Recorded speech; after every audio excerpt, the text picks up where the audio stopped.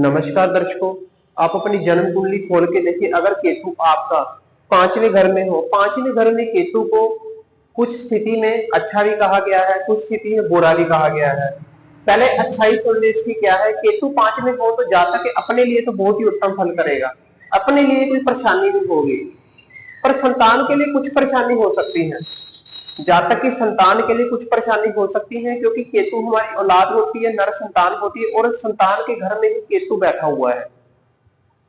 अगर बृहस्पति को अगर आपने कायम नहीं रखा, यानी कि जैसा कुंडली में बृहस्पति होगा वैसा ही केतु होगा, जैसा कुंडली में बृहस्पति होगा वैसा ही केतु होगा। अगर बृहस्पति को ठीक कर ले, क्योंकि खाना नंबर 5 में बृहस्पति यहाँ पर पक्का कहा गया है, खाना नंबर 5 में बृहस्पति को पक्का माना गया है, तो बृहस्पति अगर ठीक हुआ तो केतु का फल भी उत्तम होना शुरू हो जाएगा। अगर आपने बृहस्पति ठीक कर लिया, सोना कायम कर लिया, आपने घर में सोना धारण किया, आपने केसर का तिलक लगाया, कानों में सोना धारण किया 24 कैरेट का, तो ये काफी अच्छी स्थिति होगी। जातक की संतान के लिए कोई मंदा फल नहीं आएगा, क्योंकि केतु राहु शनि 5 में हो तो ऐसे जातक को संतान में कुछ प्रॉब्लम ले आते हैं, संतान होने में दिक्कत ले आते हैं। पर कुछ और ग्रहों की स्थिति के कारण जातक के संतान योग काफी बन जाते हैं कुंडली के अंदर, तो वो आपको पूरी कुंडली का विश्लेषण करवा लेना चाहिए। कोई और ग्रह जातक को संतान दे जाता है,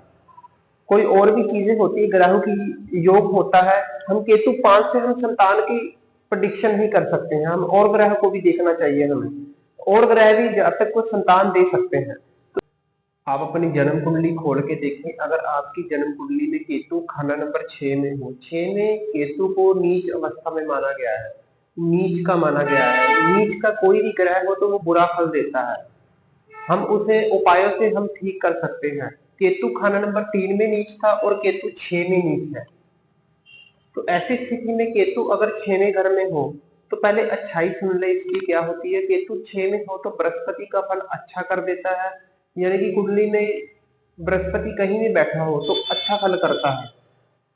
अगर बृहस्पति कहीं तरह से और ग्रहों के कारण अगर मंदा हो रहा हो तो बृहस्पति को ठीक करना जरूरी होता है, क्योंकि कहा गया कि जैसा बृहस्पति होगा वैसा ही केतु होगा। केतु हमारी होती है संतान, 6वें घर में नीच का बैठा हुआ केतु, यानी कि कोई भी ग्रह अगर नीच का बैठा हो तो उस ग्रह से संबंधित आशयों का फल मंदा हो जाता है, यानी रिश्तेदारों का जो रिश्ता है, हमारा रिश्तेदार वो हमारी संतान नर औलाद होती है, तो नर औलाद का फल मंदा होना शुरू हो जाता है। होने में दिक्कत, पैदाइश में दिक्कत, अगर होगी तो बीमार रहेगी संतान, ऐसी प्रॉब्लम आ जाती है। अगर गुरु उत्तम ना हुआ कुंडली के अंदर, अगर गुरु को आपने कायम कर लिया, सोना धारण किया, केसर का तिलक लगाया, 24 कैरेट का सोना धारण कर लिया, केसर का तिलक लगाया, तो बृहस्पति का फल बढ़िया होगा, तो इससे केतु का भी फल बढ़िया होना शुरू हो जाएगा ऑटोमेटिकली। केतु 6 में हो तो पहली बात तो ये आपको दूसरा घर तो देखना ही पड़ेगा, क्योंकि दूसरे घर में जो दृष्टि आती है वो खाना नंबर 6 पर डालता है, तो दूसरे बाकी और भी कंडीशन होती है केतु को खराब करने की। केतु 6 में तो नीच का बैठा हुआ, और भी कंडीशन होती है केतु अगर खराब हो गया तो दूसरे घर में अगर इसका शत्रु ग्रह बैठ जाए तो तब खराब हो जाएगा। वो आपकी कुंडली चेक करनी पड़ेगी पूरी, अगर आप कुंडली अध्ययन करवाना चाहते हैं तो आप उससे संपर्क कर सकते हैं। खोल के देखिए, अगर आपकी कुंडली में केतु खाना नंबर 7 में हो, 7वें घर में केतु को बहुत ही बढ़िया कहा गया है शुक्र के घर में। शुक्र केतु आपस में मित्र ग्रह होते हैं, गृहस्थी के घर में केतु का बैठना बहुत ही उत्तम फल बताया गया है। यहाँ पर अगर जातक की संतान हुई, जितनी जातक की संतान होगी उतना ही जातक का भाग्य उदय होगा, यानी कि धन दौलत बढ़ती ही जाएगी उसकी, 4 गुना धन दौलत उसकी बढ़ती ही जाएगी जितनी उसकी संतान होगी। अगर एक संतान हुई 4 गुना धन दौलत बढ़ेगी, तो 2 संतान फिर 4 गुना बढ़ेगी ऐसे जातक की। तो इससे शुक्र का फल भी बढ़िया होगा, शुक्र के घर में बैठा हुआ और संतान का फल भी बढ़िया होगा।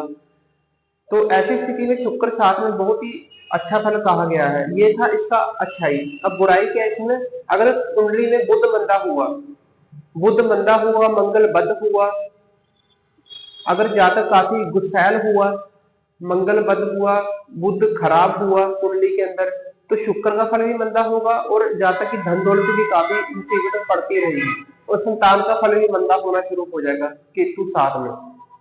जितना आपने केतु 7 को अच्छा किया तो उतना ही आपके लिए बहुत ही बढ़िया फल करेगा। तो केतु 7 का उपाय सिर्फ यही है कि आप सोना धारण करें, ये तो आम बात होगी है, सोना धारण करें, केसर का तिलक लगाएं, तो इससे केतु का फल बढ़िया होगा। तो गुरु का फल भी जैसे गुरु कुंडली में अच्छा होगा वैसा ही केतु का फल होगा।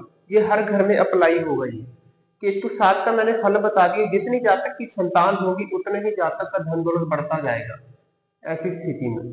तो केतु को ठीक करने के लिए आपको मंदी जुबान से बचना चाहिए। मंदी जुबान यानी कि बुध और मंगल खराब होने से ही हो सकती है। इनको ठीक करना जरूरी होगा। तो ये स्थिति जानने के लिए बुध और मंगल कहाँ बैठे हैं तो आपको कुंडली अध्ययन करवाना जरूरी होगा। आप अपनी जन्म कुंडली खोल के देखें। अगर आपकी जन्म कुंडली में केतु खाना नंबर 8 में बैठा हो, 8वें घर में केतु को देखने के लिए अगर अच्छा है या बुरा है, आपको केतु खाना नंबर 8 को देखने के लिए आपको मंगल और गुरु की कंडीशन चेक करनी पड़ेगी। कुंडली के अंदर कैसी स्थिति में है वो आप मुझे कुंडली अध्ययन करवा सकते हैं। तभी पता लग सकती है कि आपकी केतु की कैसी पोजीशन है। जैसा बृहस्पति होगा वैसा ही केतु होगा। यानी कि बृहस्पति कहीं भी मंदा हो रहा हो तो बृहस्पति को ठीक करना बहुत जरूरी होगा। तभी केतु खान नंबर 8 में उत्तम फल दे पाएगा संतान के लिए।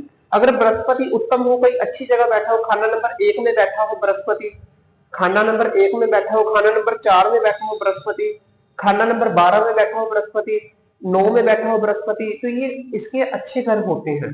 अगर यहाँ पर बृहस्पति बैठा हो तो बृहस्पति ठीक होने की जगह पर तो केतु का फल भी बढ़िया होना शुरू हो जाएगा। तो इसके सामने ठीक सामने खाना नंबर 2 आता है। चंद्र यहाँ पर उच्च का माना जाता है। तो चंद्र की कंडीशन भी चेक करनी बहुत जरूरी है। अगर चंद्रमा बृहस्पति अगर ठीक हो कुंडली के अंदर और मंगल बद ना हो कुंडली के अंदर, क्योंकि खान नंबर 8 मंगल का घर है। अगर मंगल बद हुआ कुंडली के अंदर तो केतु का फल मंदा होना शुरू हो जाएगा, संतान का फल मंदा होना शुरू हो जाएगा। अगर बृहस्पति चंद्र मंगल अगर अच्छी स्थिति में पड़े हो तो केतु का फल बढ़िया होगा। केतु का कोई भी उपाय करने की जरूरत नहीं होगी आपको। केतु की कोई भी उपाय करने की जरूरत नहीं होगी। ऐसे जातक की संतान होती जाएगी। वो और ग्रहों की वजह से संतान में दिक्कत आ सकती है और आप पूरी कुंडली का अध्ययन करवाना चाहते हो मुझसे करवा सकते हैं अगर आपको संतान होने में दिक्कत आ रही हो। क्योंकि ये चल रहा है हमारा केतु का चैप्टर 1 से लेकर 12 तक, तो इससे आप संतान के बारे में ही जान सकते हैं। बाकी पूरी कुंडली का अध्ययन आप मुझे करवा सकते हैं। अगर और भी कुछ जानना चाहते हैं आप बृहस्पति को देखें, मंगल को देखें और चंद्रमा को देखें। अगर अच्छी स्थिति में पड़े हो तो केतु का फल बढ़िया होगा। खासकर गुरु अच्छा होना चाहिए कुंडली के अंदर, क्योंकि जैसा गुरु होगा वैसा ही केतु होगा। क्योंकि गुरु जो होता है वो बृहस्पति को कहा गया है, केतु जो होता है गुरु का चेला होता है।